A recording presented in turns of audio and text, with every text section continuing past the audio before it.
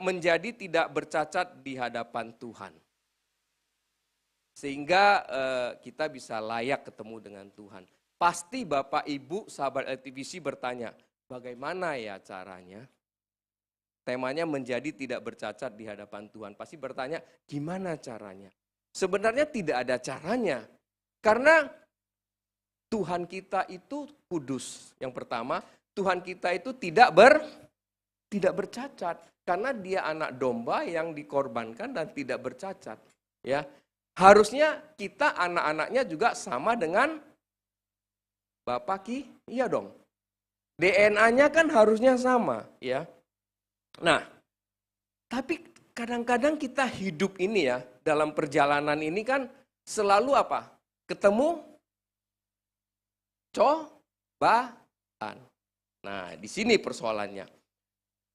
Harusnya kita sudah ditebus Tuhan ya, kemudian kita dibenarkan, kita dibaptis ya sebagai tanda pertobatan. Kita mengaku dosa, menerima Tuhan sebagai Tuhan dan Juru Selamat kita, Tuhan Yesus. Harusnya beres kan semuanya. Tapi faktanya kan enggak Bapak Ibu. Benar enggak? Faktanya tidak. Faktanya tidak. Nah, dalam perjalanan selalu ada godaan di titik-titik lemah kita. Benar enggak Bapak Ibu? Selalu ada godaan di titik-titik lemah kita. Bahkan di dalam kehidupan ini ada perangkap buat kita. Kalau kita tidak hati-hati, kita bisa masuk ke dalam perangkap. Dan kita juga bisa apa? Jatuh sendiri ya. Nah, yang paling bahaya apa, Bapak Ibu? Yang paling bahaya setelah jatuh tidak sadar. Ini paling bahaya buat kita. Ya. Jadi setelah tidak sadar, kita selalu mengatakan kita nggak jatuh, kita nggak ada dalam masalah. Itu berat itu. Dan selalu kita membenarkan apa yang kita lakukan. Coba renungkan Bapak Ibu, sahabat LTVC. Dari semua yang tadi yang saya katakan itu, yang paling bahaya yang terakhir. Kalau Tuhan izinkan godaan itu ada, cobaan itu ada di titik lemah kita, kalau kita masih tahu, masih bisa hindari Bapak Ibu. Tetapi yang satu yang terakhir ini kita udah jatuh, kita tidak sadar. Ini sangat berbahaya. Oke, kita langsung aja baca ayat deh supaya cepat ya. Tolong buka di 1 Tesalonika 5 ayat 19 sampai 23. Bisa dibuka. Jadi supaya apa? Menjadi tidak bercacat di hadapan Tuhan. Nah, apa yang Rasul Paulus katakan? Ayat 19. Kita baca sama-sama. Coba. Kita baca sama-sama. 1, 2, 3. Janganlah padamkan roh. Ayat 20. Dan janganlah anggap rendah nubuat. 21. Ujilah segala sesuatu dan peganglah yang baik. 22. Jauhkanlah dirimu dari segala jenis kejahatan. 23. Semoga Allah damai sejahtera menguduskan kamu seluruhnya, dan semoga roh, jiwa, dan tubuhmu terpelihara sempurna dengan tak bercacat pada kedatangan Yesus Kristus. Dahsyat nggak ayat ini Bapak Ibu? Luar biasa dahsyat sekali. Ya, kembali ke ayat 19. Janganlah padamkan roh. Oke. Janganlah. Ada kata lah. Berarti apa Bapak Ibu? Ada satu pada saat Rasul Paulus menulis surat ini, ada gimana ya hatinya itu? Artinya meminta dengan apa? Dengan sangat. Kalau kita bilang, jangan, kan biasa aja. Gini loh, kalau kita ngomong sama anak kita, pakai lah enggak? Janganlah nak. Benar enggak? Janganlah nak. Pakai kata lah. Artinya apa? Betapa Paulus mengasihi jemaat-jemaat di Tesalonika. Sama kita mengasihi anak kita. Sama Bapa di surga mengasihi kita. Ini kan firman Tuhan. Berarti Rasul Paulus menulis ini dengan ilham dari apa? Roh Kudus. Berarti dari Bapa di... Nah coba, betapa sayangnya Bapa di surga kepada kita. Coba renungkan. Janganlah padamkan roh. Berarti secara ilmu fisika, kalau bicara padam itu berarti nggak ada energi. Kalau kita bicara lampu, ini kan terang nih ruangan ini. Kalau dipadamkan jadi Nah artinya apa? Kalau roh itu padam, manusia itu jadi apa? Nah, coba renungkan. Kegelapan yang ada di dalam diri kita, gelap semuanya. Nah begini, saya kembali bawa nalar daripada sahabat LTVC. Coba ingat-ingat, mengapa roh ini penting sekali. Artinya Roh Kudus ini. Coba ingat-ingat, ini penting buat kita supaya tidak bercacat pada saat kedatangan Tuhan Yesus. Pada saat kita ketemu Tuhan, kita nggak ada cacat. Kalau di Wahyu bilang apa? Pakaian kita semua putih, ya, tidak ada nodanya. Nah, coba ingat-ingat sahabat LTVC, percakapan Yesus dengan Nikodemus. Ya, itu ada di Yohanes 3 ayat 5, nanti baca sendiri, ya. Yesus katakan apa? Kalau kita tidak dilahirkan dari air dan roh, kita apa? Tidak bisa apa? Masuk ke dalam kerajaan Allah. Coba renungkan. Oleh sebab itu betapa pentingnya Roh Kudus itu. Betapa pentingnya roh tadi itu. Renungkan percakapan dengan Nikodemus. Nanti di rumah baca. Kemudian percakapan dengan perempuan Samaria. Masih ingat? Apa yang dikatakan Yesus? Allah itu roh.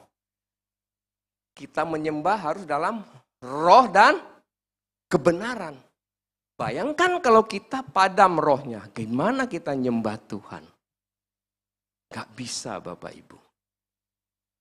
Betapa pentingnya ini. Janganlah padamkan roh.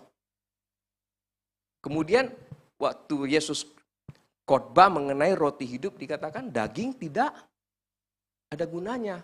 Rohlah yang memberi kehidupan. Renungkan, Bapak Ibu, sahabat LTVC. Di perjanjian lama, Tuhan ngomong sama Musa, gini, gue kasih lu pilih deh, 4. Lu pilih yang mana? Gue kasih lu berkat. Gue kasih lu kutuk. Gue kasih lu kematian. Gue kasih lu kehidupan. Lu pilih yang mana? Kehidupan. Berarti apa? Kalau kita baca kembali tadi di khotbah mengenai roti yang hidup di Yohanes 6:63, rohlah yang memberi hidup. Berarti bayangin kalau roh itu padam bukan hanya gelap Bapak Ibu. Apalagi mati. Nggak ada kehidupan alias mati. Ngeri sekali. Makanya Paulus menulis, janganlah padamkan roh. Simbol dari Roh Kudus itu apa? Api Bapak Ibu. Api itu gambaran apa? Kuasa. Power. Authority. Otoritas. Itu gambarannya Bapak Ibu. Ya. Dan roh inilah yang memberi kekuatan kepada kita. Memberi kekuatan kepada kita. Untuk apa? Melawan. Tadi kalau ada cobaan kita bisa lawan. Roh itu yang memberi kekuatan kepada kita. Nah, api itu kalau menyala kan terang semua. Masih ingat bagaimana Elia mengalahkan begitu banyak Nabi Baal itu? Api dari surga turun. Nah itu luar biasa sekali. Nah saya mau bawa sahabat LTVC lebih dalam lagi. Masih ingat 2 gadis bijaksana, 2 gadis yang bukan 2 gadis ya, banyak ya.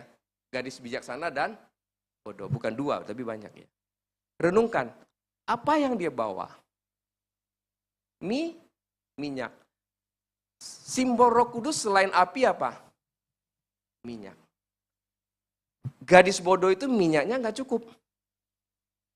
Gadis bijaksana minyaknya cukup. Artinya rohnya nggak padam. Gadis yang tadi yang kekurangan minyak itu berarti rohnya padam, nggak ada minyak. Itu simpel sekali ya. Saya bawa Anda untuk mengingat-ingat supaya janganlah padamkan roh. Sehingga apa? Kita, setiap anak Tuhan berperan. Supaya apa? Roh itu jangan padam. Begini, saya kasih contoh gimana roh itu nggak padam. Kemarin itu saya iseng, saya nonton film The Chosen. Tahu ya The Chosen? Itu ada di, nah udah tahu ya. Supaya aku nggak ngomong, supaya nggak iklan toh. Nah, The Chosen. Jadi ada satu cerita, satu sesi cerita, itu Yesus mau masuk ke Yerusalem menjelang dia mau disalib itu. Nah dia dicegat oleh pasukannya Romawi. Ada aturan waktu itu, pasukan Romawi bisa meminta orang Ibrani atau Yahudi membawa peralatannya sejauh 1 mil. 1 mil. Begitu di stop oleh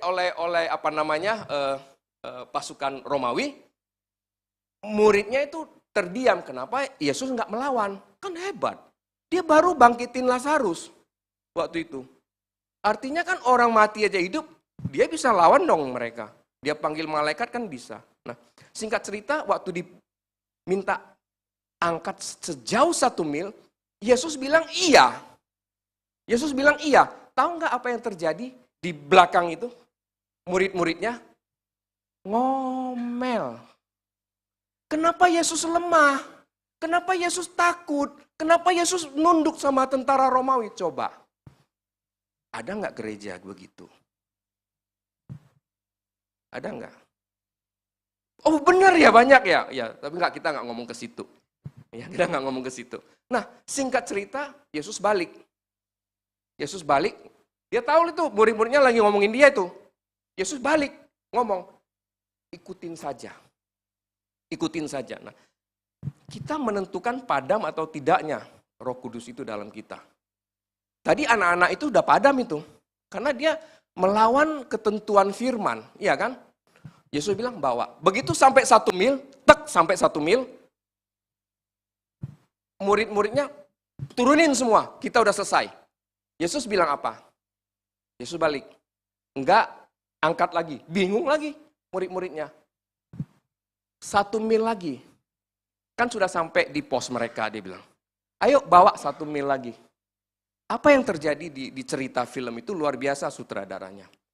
Baru jalan sebentar, Romawinya ngomong. Waktu baru mau jalan, Romawinya ngomong. Kan nanti kami salah. Peraturan 1 mil. Kenapa kamu masih mau angkat? Yesus jawabnya begini. Kalau kami yang mau, tidak salah. Tidak ada aturan mengatakan kalau kami mau, tidak boleh. Nangkep ya. Singkat cerita mereka bawa, baru jalan sebentar. Hati pasukan Romawi ini berbelas kasihan. Akhirnya apa? Diambilin tuh barang dari murid-muridnya. Hebat kan? Cara Tuhan itu dilayanin. Akhirnya dia ngangkat barang-barangnya. Singkat cerita, nggak sampai pos lah. Baru jalan separuh, udahlah. Romawinya bilang, udah, kita yang bawa. Akhirnya mereka balik. Terus muridnya bilang, setelah balik ke tempat mereka, karena barang mereka itu ketinggalan. Yesus, kan kita cuma disuruh jalan 1 mil, kenapa kamu terusin? Masih ngomong tuh anak buahnya, murid-muridnya. Kita jalan, kalau pergi 1 kan pulang 2. Yesus bilang, kamu ingat nggak apa yang saya ajarkan? Kalau orang suruh kamu jalan 1 mil, kamu jalan 2. Tapi ini udah lebih dari. Jadi artinya roh itu di situ. Kalau Anda bekerja, itu roh kamu bisa padam pada saat Anda merasa beban itu terlalu berat di dalam hidupmu. Beban itu terlalu berat di dalam hidupmu, itu roh bisa padam. Hati bukan hanya ada cobaan tadi yang saya bilang. Bukan hanya ada ujian. Bukan hanya kita jatuh. Tapi pada saat situasi itu memberatkan kita bisa padam. Hati-hati Bapak Ibu ya. Roh Kudus ini memiliki pikiran, perasaan, memiliki kehendak. Dan bisa berbicara kepada kita. Untuk apa? Untuk melakukan kehendak Bapa di sorga. Supaya rencana Tuhan dalam diri kita itu terjadi itu Roh Kudus semua. Makanya jangan padamkan roh. Bayangin kalau gini deh, kamu punya pacar kalau dia diam terus gimana? Dia nggak mau ngomong lagi. Lu ngapain aja dia nggak mau ngomong? Renungkan. Kalau pacar kan ketemu aja pengen sering-sering kan? Coba gimana kalau dia nggak mau ngomong? Stres nggak? Lu stres. Roh Kudus seperti itu. Kalau sampai dia diem, lu bingung lu. Lu mau ngapain aja nggak bisa. Selain dia bisa punya pikiran dan lain-lain, sebaliknya Roh Kudus bisa apa? Dibohongin. Tahu ceritanya Anania Safira? Kan Petrus bilang, kenapa kamu mendustai Roh Kudus? Roh Kudus bisa dihujat, Roh Kudus bisa dihina, dan yang tadi kita katakan dipadamkan. Nah, sahabat LTVC harus ingat, Rasul Paulus katakan janganlah padamkan roh, berarti ini apa? Penting sekali. Ini super penting buat hidup kita. Jangan anggap remeh. Jangan padamkan roh. Kenapa? Roh Kudus ini yang ngutus siapa, Bapak Ibu? Yang ngutus Bapa di sorga. Ngutusnya ke siapa? Ke kita. Itu luar biasa loh. Dan Roh Kudus itu adalah roh kebenaran. Bayangkan kita padamkan kebenaran yang ada ketidakbenaran. Ataupun kita bahasa simpelnya pembenaran. Ini penting sekali buat kita ya. Nah, yang jadi problem apa? Setengah hidup, setengah padam. Bapak Ibu. Pernah dengar cerita begitu, setengah hidup, setengah padam? Itu susah setengah berat. Ya. Ada ceritanya begini, ada kisah nyatanya. Setengah hidup, setengah ada seorang WL. Aku bukan bilang WL di sini ya. Enggak, ini lain. Enggak, jangan GR dulu. Ada seorang WL, ya. Udah berumah tangga. Suaminya itu baik banget. Suaminya itu sayang banget sama dia. Tapi tahu WL ini karena dia punya background masa lalu yang kurang baik, ya. Karena dia pernah dipukul papanya, ya kan? Dan sebagainya lah, sehingga dia belajar bela diri, ya kan? Ada yang dia simpan. Akhirnya dia kalau ketemu laki-laki ada selek, dia main apa? Main fisik, main tangan. Perempuan loh, ini udah ada di podcast. Boleh nonton deh. Aku ngomong ini kisah nyata, udah ada di podcast. Nah, singkat cerita, suaminya naik mobil antar dia ke gereja untuk jadi apa? WL.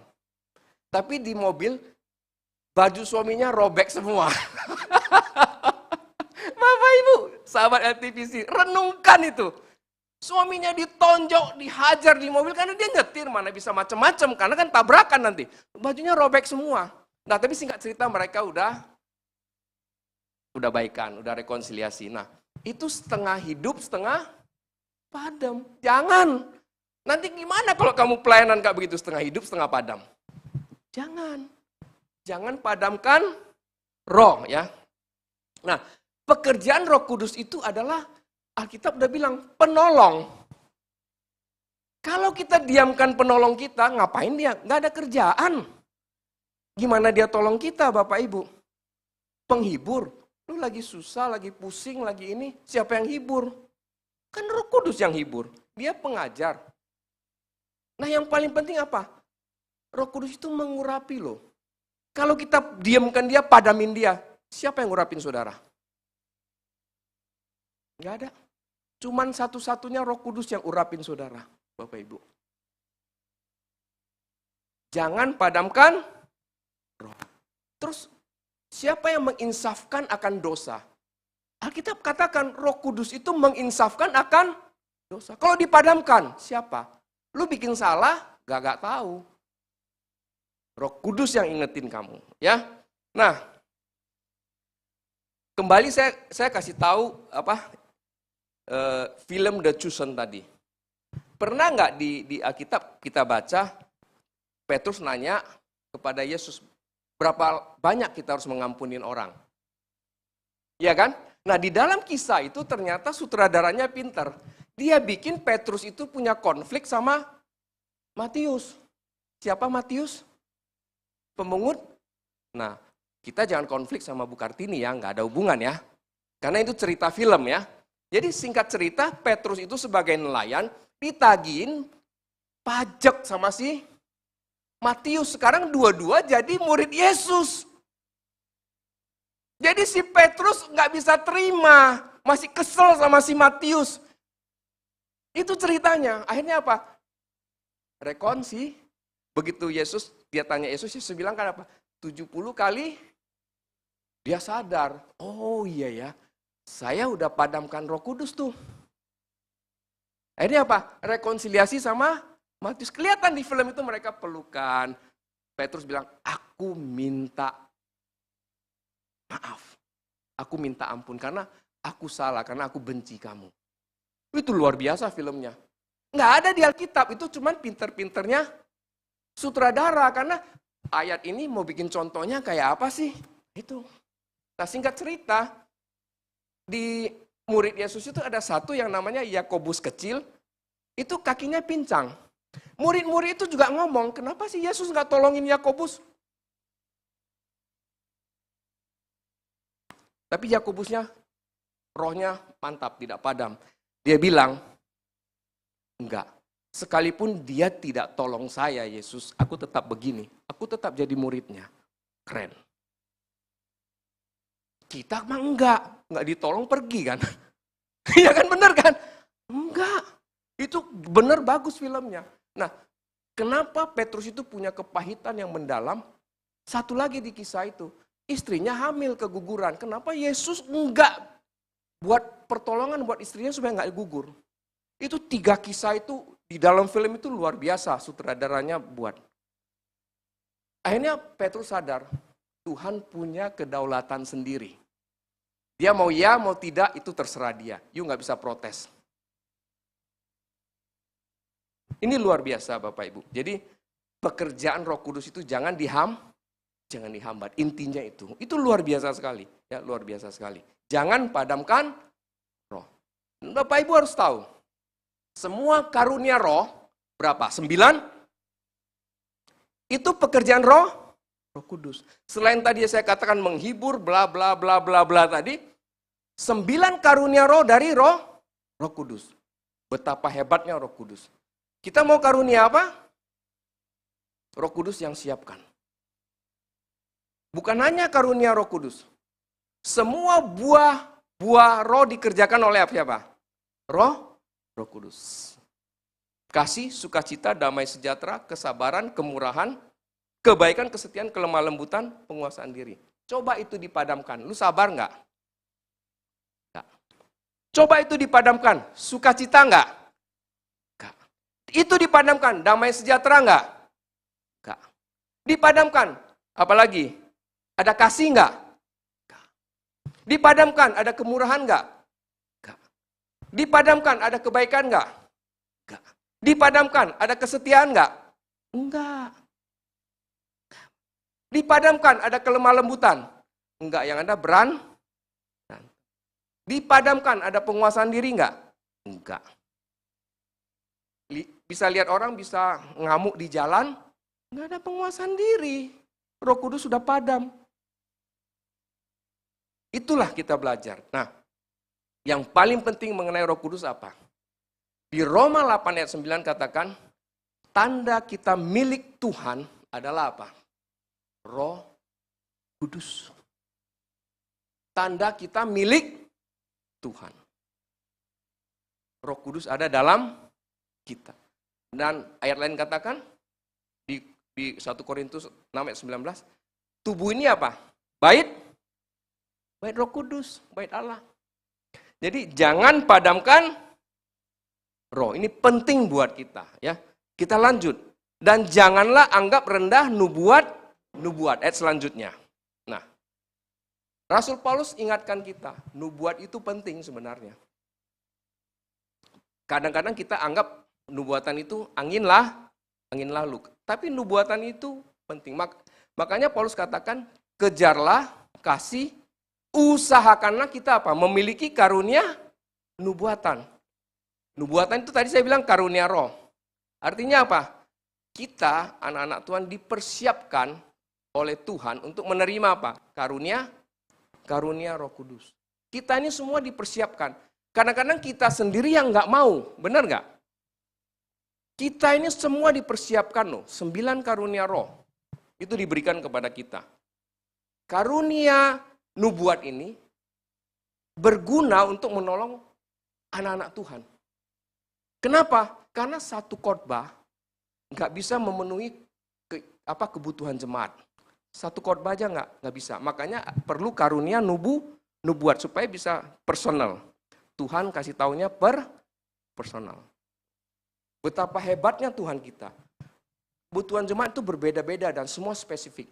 Jadi Tuhan kasih solusinya lewat karunia nubuat.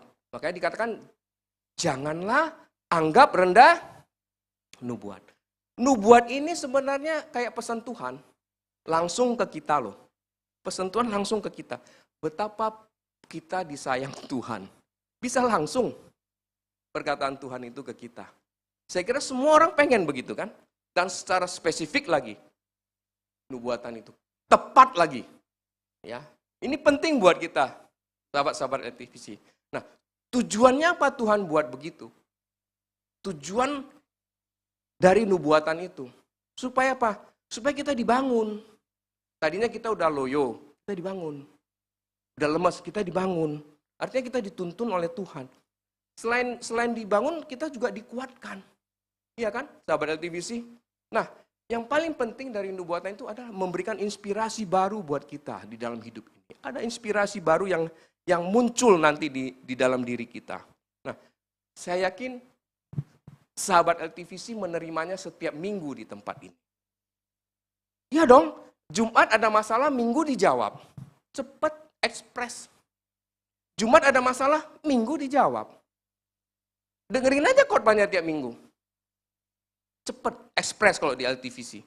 Nggak pakai tunda-tunda. Nggak pakai kirimnya pakai perangko, nggak. Langsung ekspres sampainya. Nah, selain dia membangun, memberikan inspirasi, dia juga menasehati nubuatan itu. Nah, yang paling banyak orang mau apa? Inspirasi, membangun. Tapi kalau menasehati, mau nggak? Kadang, nggak benar itu nubuatannya. Ya kan? Kadang-kadang kita perlu menerima nasihat. Bapak Ibu, sahabat LTVC. Nggak semua nubuatan itu yang manis. Kadang-kadang ada asem dikit ya. Ya kan? Ada asin dikit, ada pahit-pahit dikit. Nah itu nubuatan itu. Jadi menasihati. Ada yang menghibur. Kalau kita lagi luka, dihibur nubuatannya. Nah kira-kira seperti itu. Makanya jangan anggap rendah nubuat. Nah, apabila pelayanan kita di dalam roh, ya, pelayanan kita di dalam roh, maka hasil akhirnya apa? Hidup kekal, ketemu Tuhan, tidak bercah. Itu ada di 2 Korintus 3 ayat 6. Pelayanan roh itu menghidupkan. Makanya di gereja itu penting satu visi. Semua pelayanan roh. Jangan ada satu yang pelayanan daging. Nggak nemu kita. Pelayanan roh sama pelayanan roh itu selalu Tuhan kasih konfirmasi. Mimpinya ini, nanti mimpinya ini. Ketemu. Tapi kalau ada yang pelayanan daging, nggak ketemu kita. Karena satu di atas, satu di bawah. Karena Alkitab katakan pelayanan daging mematikan. Coba baca. Di 2 Korintus 3 ayat 6. Pelayanan roh itu menghidupkan. Nah, kita harus ingat itu, sahabat LTVC. Saya tidak akan panjang-panjang ya. Terus dikatakan ayat selanjutnya, ujilah segala sesuatu. Nah, mengapa sih tadi dikatakan jangan anggap rendah nubuatan.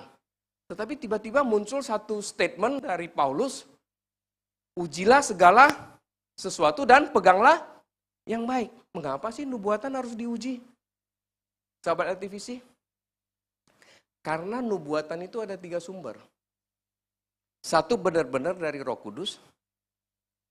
Yang kedua dari roh manusia. Yang ketiga dari roh jahat. Dukun aja bisa kok. Iya kan? Hati-hati. Jadi ada 3. Kenapa harus diuji? Ada 3. Benar dari Roh Kudus, dari roh manusia, dari roh jahat. Kejadian ini seperti ini terjadi di zamannya Yeskiel, zamannya Yeremia. Ada banyak nubuatan, ada banyak penglihatan, tapi itu berasalnya dari roh manusia. Harus diuji, ya. Bukan dari Roh Kudus. Nah, pada saat Roh Kudus tidak memberikan inspirasi dalam nubuatan, maka itu berasal dari roh manusia. Hati.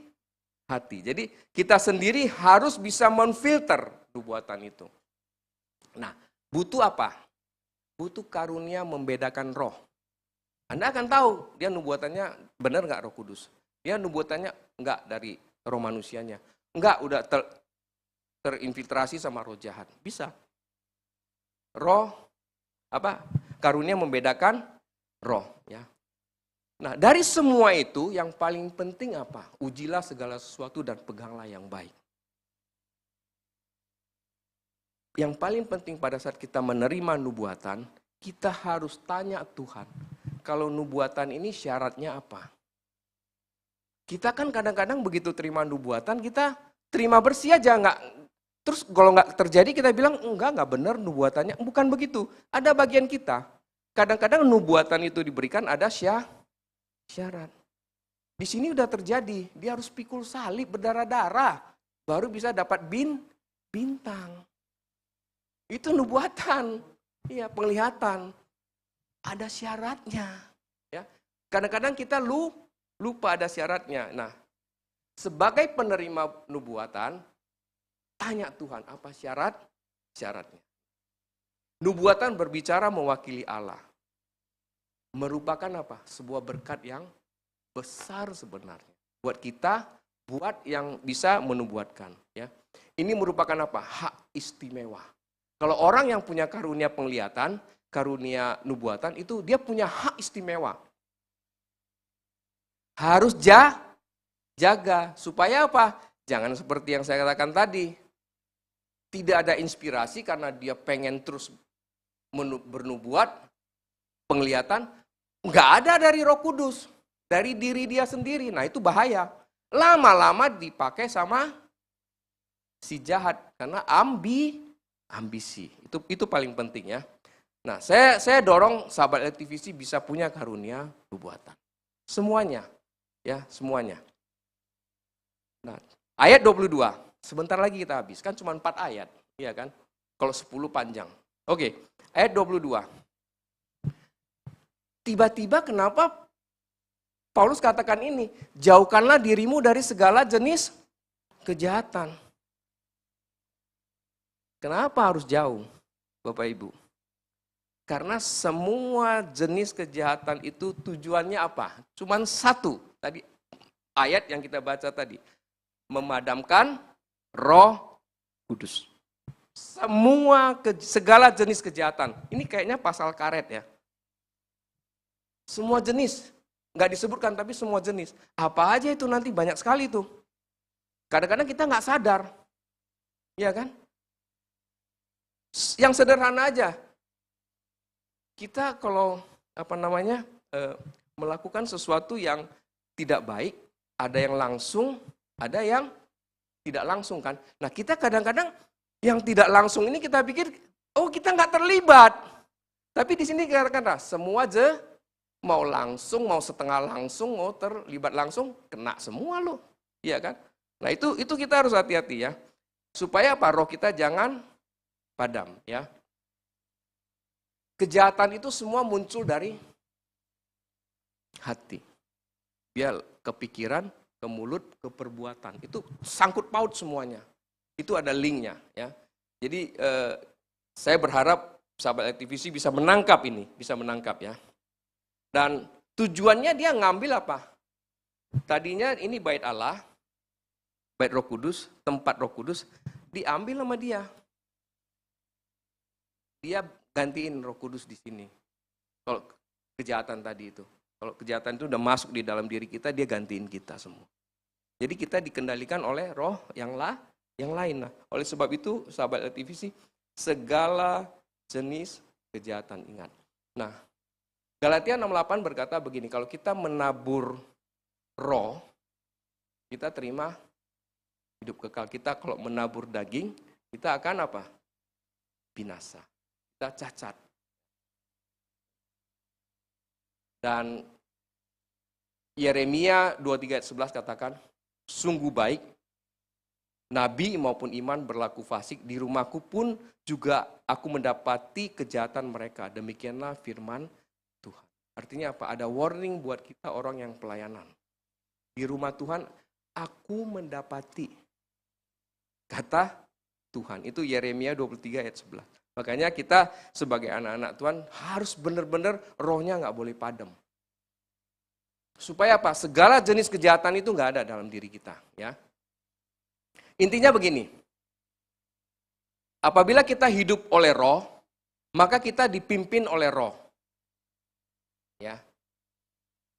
Yang sering terjadi, katanya kita dipimpin oleh roh, tapi hidupnya dipimpin oleh daging. Itu persoalannya. Ya. Jadi jauhkan dirimu dari segala jenis kejahatan. Gini loh, kita mau tahu orang itu masih ada kejahatan atau tidak, cara deteksinya gimana? Gampang. Dia mau dipimpin roh atau dipimpin daging? Dari cara bicara. Cara bicara. Dia dipimpin roh atau dipimpin oleh daging? Dari cara bicara. Dari tingkah laku. Dari perbuatan. Itu deteksinya gampang. Nah, tadi yang saya cerita, WL sama suaminya itu kan udah baikan tuh. Suaminya bilang begini, ini bagus sekali, ini suaminya yang ngomong. Saya kutip kata-katanya. Luar biasa suaminya. Dia bilang begini, banyak orang mau mencintai orang karena kelebihannya. Benar nggak? Banyak orang mau mencintai orang karena kelebihan, termasuk pelayanan. Tetapi suaminya bilang begini, ya. Cintailah orang dari kelemahannya, bukan kelebihannya. Luar biasa kan? Cintailah orang dari kelemahannya, bukan kelebihannya. Artinya apa? Setiap kita ada kelemahan. Terus dia bilang begini, jika kita mencintai dari kelebihannya, maka dia bilang, apabila kelebihan itu nggak ada, cintamu pun tak ada. Benar nggak? Luar biasa loh. Itu suaminya udah ditonjok, dipukul, bajunya dirobek, dia ngomong begini loh. Itu artinya apa? Dia tidak padamkan rohnya. Dia tidak padamkan rohnya. Coba renungkan, kalau kamu mengharapkan orang yang lebih terus di dalam hidupmu, kalau kelebihannya nggak ada, kamu hilang cintanya. Benar nggak Bapak Ibu? Sama di gereja juga sama. Kita harus mencintai orang dari kelemahannya, dari kekurangannya. Jangan kita ngomongin di belakang. Ini pelajaran buat kita. Ini fakta hidup yang saya ngomong. Dan sudah ada di podcast. Dengerin deh, saya berharap kita dengerin semua. Itu bagaimana kita bisa hidup sebagai manusia yang dipimpin oleh Roh Kudus. Nggak gampang. Cintailah orang dari kelemahannya, bukan kelebihannya. Kalau lu hanya lihat kelebihannya, you nggak akan nemukan di dunia ini. Karena kelebihan itu bisa hilang, bisa diambil Tuhan. Ya, oke, yang terakhir, mungkin saudara udah pikir lama. Ayat 23. Semoga Allah damai sejahtera dan saya undang pemusik semua ya naik, jadi biar cepat. Semoga Allah damai sejahtera menguduskan kamu seluruhnya dan semoga roh, jiwa, dan tubuhmu terpelihara sempurna dengan tak bercacat pada kedatangan Yesus Kristus, Tuhan kita. Lihat kata-katanya lagi, semoga. Artinya apa? perjuangan kita itu tidak katanya semoga. Makanya kembali ke ayat yang kita baca tadi. Jangan padamkan roh. Kalau lu padamkan, kata semoga ini muncul. Apalagi setengah padam, setengahnya kata semoga ini muncul. Tidak pasti. Karena di atas janganlah padamkan roh. Kalau kita tidak padamkan roh, kata semoga ini dicoret. Ya. Karena apa? Manusia gampang berubah. Makanya katanya semoga. Hari ini kuat, besok enggak. Hari ini senyum, besok sedih. Ya udah, oke, kita cepat aja ya, oke. Nah, jadi perhatikan kata semoga ini. Manusia itu cepat berubah. Janganlah jadi manusia yang cepat berubah. Itu intinya. Tetap pegang teguh firman Tuhan. Jangan padamkan roh. Jangan pakai janganlah. Pokoknya jangan padamkan roh. Jadi tegas. Kalau janganlah kan memohon. Udah, pokoknya tidak boleh ya. Nah, bicara sempurna dan tidak bercacat itu sama dengan kekudusan. Sama dengan kekudusan ya. Dan roh, jiwa dan tubuh kita pasti berhadapan dengan segala macam cobaan dan ujian. Yesus saja dicobain dalam tubuh, jiwa dan roh. Tubuhnya kapan? Disuruh makan. Apa suruh makan? Dari batu. Untuk jiwa, jatuhkan dirimu. Pasti ada yang nampung. Jatuhkan dirimu pasti ada yang nampung, itu menggambarkan keangkuhan. Ya kan? Masuknya dari sana semuanya. Merasa lebih hebat, lebih pintar, lebih semua. Kemudian dari roh. Kalau kamu menyembah aku, seluruh isi dunia ini aku kasih. Tubuh, jiwa, roh. Gak akan lepas kita sepanjang masih Makanya ada kata semoga. Kita hapus kata semoga. Jangan padamkan roh. Itu paling penting. Nah, kita jangan biarkan tubuh ini menguasai jiwa. Nah, contoh kalau Yesus waktu dicobain tubuhnya menguasai jiwa, langsung dia bikin batu itu jadi roti, dia makan. Jadi 3, tubuh, jiwa, roh, jangan biarkan tubuh menguasai jiwa. Itu yang pertama tadi, kalau bicara ujian tubuh. Nah, kedua, jangan biarkan jiwa menguasai roh. Kadang-kadang jiwa ini suka menguasai roh. Tidak taat kita kepada Roh Kudus. Jadi ini kita harus jaga benar supaya kita tidak cacat tadi. Nah, bagaimana kalau pada saat tubuh, jiwa dan roh kita ini bermasalah? How? Jemaat kan selalu tanya how. Pegang firman Tuhan. Ibrani 4 ayat 12. Kenapa? Karena firman Tuhan itu seperti apa? Pisau bermata, pedang bermata 2 yang tajam. Yang bisa apa? Membelah mana roh, mana jiwa. Sampai ke mana? Ke sumsum. Sampai ke sendi-sendi. Dia bisa membedakan pertimbangan dan hati. Pegang itu firman Tuhan ya. Raja Daud aja pernah mengalami tekanan yang hebat untuk jiwanya. Tapi pada akhirnya dia bisa apa? Dia bangkit. Dia pernah mengalami tekanan. Karena kenapa? Dia tetap tidak padamkan rohnya. Ya. Dia dikejar-kejar Raja Saul itu nggak gampang. Bayangin orang dibilang jadi raja dikejar mau dibunuh. Itu tertekan sekali jiwanya. Tapi rohnya tetap menyala-nyala. Di dalam lembah kekelaman aku tahu siapa bersama dia? Tuhan. Ada Roh Kudus dalamnya. Seberapa berat masalahmu, Bapak Ibu, sahabat TVC, seperti Daud. Tetap ada Tuhan. Makanya rohnya nggak pernah padam, sahabat TVC. Oke. Dan cara yang paling bagus adalah Yesus katakan begini. Di Yohanes 6 ayat 56. Barang siapa makan dagingku dan minum darahku, ia tinggal di dalam aku dan aku di dalam. Ya. Nah, kalau kita mau Roh Kudus itu ada dalam kita dan kita menjadi sempurna dan tidak bercacat sebagaimana ayat tadi. Kita harus berada di dalam Yesus. Nah, bagaimana menjadi tidak bercacat di hadapan Tuhan? Kita dari yang saya khotbahkan begitu panjang, saya coba rangkum 4. Pertama, Roh Kudus dalam kita tetap menyala.